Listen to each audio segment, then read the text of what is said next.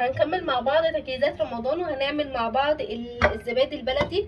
هنا غالية 1.5 كيلو من الحليب الجاموسي اللي هو البلدي.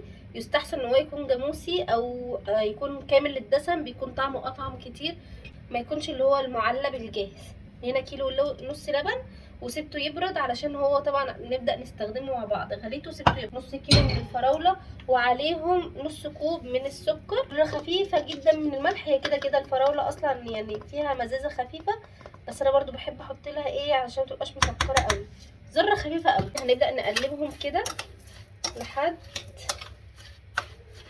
يعني ايه يمتزجوا مع بعض شوية كده. وهنزود لهم نص كوباية من المية، او ربع، كمان ربع كوباية من المية مش نص.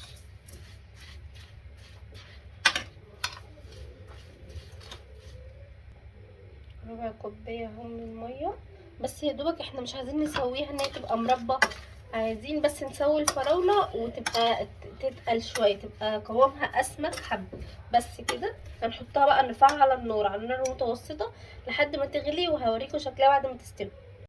خلاص هنا الفراولة غليت، ومش بسويها قوي يعني، بخليها بس نص سوا كده. اهم حاجة ان هي تكون استوت، بس علشان خاطر تستحمل معايا، ما تعفنش مثلا ولا تبوظ ولا كده. خلاص استوت كده زي ما انتم شايفين. هفضيها بقى حاجة تبرد علشان نكمل بقية الوصفة. خلاص هنا سبته يبرد شوية، وهنبدأ نشتغل في الزبادي نفسه. معايا كوبايتين معلقتين من اللبن البودرة. والله بصراحة الحركة دي مش بتاعتي، يعني موضوع اللبن البودرة دي مش من اختراعي انا، بصراحة شفتها على قناة الشيف عزة، فحبيت اجربها وان شاء الله يطلع طعمه حلو. عشان الشيف عزة بسم الله ما شاء الله عليها، بصراحة بمشي على مقاديرها كتير قوي، وما شاء الله عليها، ربنا يحسن ما بين ايديها يا رب. ومعايا كوباية زبادي. كان نفسي اجيب كوباية زبادي بلدي، كان نفسي اجيب كوباية زبادي بلدي، بس بصراحة ما لقيتش، فاضطريت بقى وجبت اللي هو ده. بعمله بصراحة بالسكر، بس مش بحط له اللبن البودرة، فانا هحط له معلقة كده من السكر واحدة، وبعدين هنقلب ده. يعني اللبن تحطي ايدك عليه خلاص، انت تستحملي السخونية بتاعته. بسم الله الرحمن الرحيم.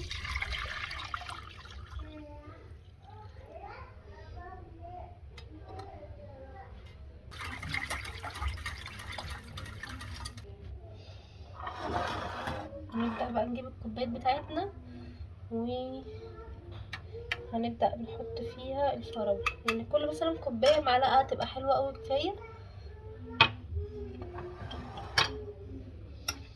بسم الله. هي لسه مبردتش قوي، بس ايه، هنحطها ونسيبها تبرد براحتها. كمان الكوبايات بتاعت الاطفال، يعني دي كوبايه الجيلي اللي انا بعمل فيها للاطفال جيلي، بحب احط لهم كده كام تمرتهم من تحت، بالذات يعني الاطفال دي بتبقى احلى، بدل ما تخليهم ياكلوا البلح لوحده وياكلوا اللبن لوحده او الزبادي، لا دي مع دي تبقى حلوه قوي. بحب احط لهم كده. جربيها على فكره، بتبقى حلوه قوي مع الاطفال، وما بيحسوش كمان ان هم بياكلوا تمر لوحده واللبن لوحده. فكده هبدا بقى كده بالراحه. بسم الله. يا ماما ايه؟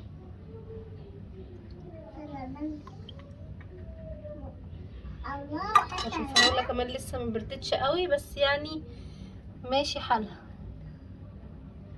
انت لما تيجي تعمله تخلي الفراوله تبرد كويس جدا. انا هحاول احط بالراحه، بس هي طبعا لازم وكمان انا مقلله السكر، فعشان كده تحسيها ان هي مش متماسكه، مقلله السكر جدا. بسم الله. اللي هي فيها التمر دي كمان، لا جربوها بجد هتعجبكم قوي يا سيده، لان دي هتبقى الخميره ليها، دي خميره للمره التانية عشان ما تجيش بعد كده تشتري.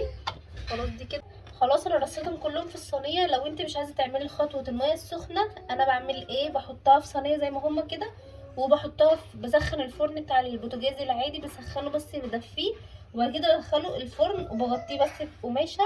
هو اليومين دول ساقع جدا، فمش هيلحق يتماسك. احنا هنحط له الميه السخنه، وبرده هنحطه في فرن دافي، وهنغطيه في فوطه، وهيقعد معانا ما شاء الله 4 5 ساعات، وهيكون جاهز ان شاء الله.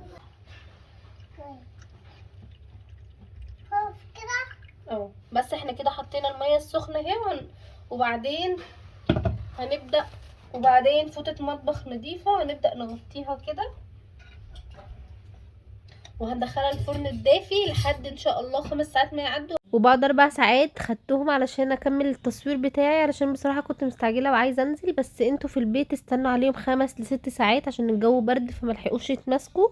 وكان شكلهم زي ما انتوا شايفين ما كانش متماسك قوي بصراحة، بس لو كنت استنيت عليهم 5 6 ساعات اكتر كان هيبقى احسن من كده. وكمان هنا ما كنتش لسه حطيتهم في التلاجة، لو حطيتهم في التلاجة يبقوا متماسكين عن كده كمان.